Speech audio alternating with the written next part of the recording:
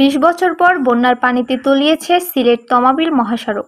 Asian highway নামে পরিচিত সিলেট তমাবিল মহাসড়কটি বেশ উঁচু। ভারতের মেঘালয় রাজ্যের সাথে সংযোগকারী এই মহাসড়কটি একবার ১৯৮৮ সালের বন্যায় তলিয়ে গিয়েছিল। এই রাস্তাটা তখন অনেক নিচু ছিল, তবে এর পরবর্তী এই মহাসড়ক সংস্কার করা হয় এবং বেশ উঁচু করা হয়। উঁচু করার পর ২০০৪ সালের বন্যায়ও একবার এই মহাসড়কের একাংশ ডুবেছিল। এরপর আর কোনো বন্যায় এই সড়ক ডুবেনি। সর্বশেষ ২০২২ সালের বন্যায়ও ডুবেনি এই মহাসড়ক। তবে এবার মহাসড়কটি জৈন্তাপুরের অংশ ডুবেছে। ২০ বছর পর বৃহস্পতিবার ভোররাতে জৈন্তাপুর উপজেলার সিলেট তমাবিল মহাসড়কের ৪ নম্বর রাংপানি বিরাইমারা এলাকার সড়কটি ডুবে যায়। এই সড়ক ছাড়াও এই উপজেলার প্রায় সব কয়টি গ্রাম পানির নিচে তলিয়ে গেছে। সবচেয়ে বেশি ক্ষতিগ্রস্ত হয়েছেন এই এলাকার কৃষকরা, কারণ বেশিরভাগ কৃষকের ঘরেই ছিল বৈশাখে তোলা নতুন ধান। নিজেদের খাবারের চাহিদা মিটিয়ে অনেকেই এই ধান বিক্রি করে জীবিকা নির্বাহ করেন। তাই এই বন্যায় আক্রান্ত মানুষদের অনেক ক্ষয়ক্ষতি ইতিমধ্যেই হয়ে গেছে।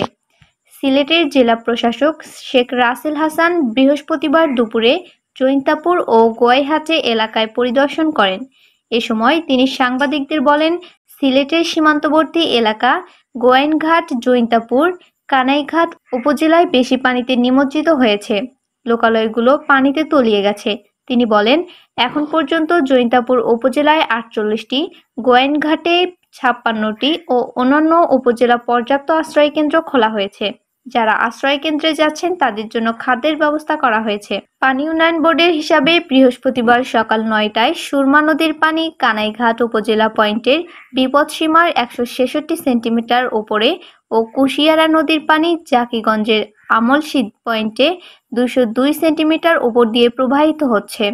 জৈন্তাপুরের সারি নদীর পানি বিপদসীমার ৯৫ সেন্টিমিটার এবং সারিগোয়াইন নদীর পানি ৬৯ সেন্টিমিটার ওপর দিয়ে প্রবাহিত হচ্ছে।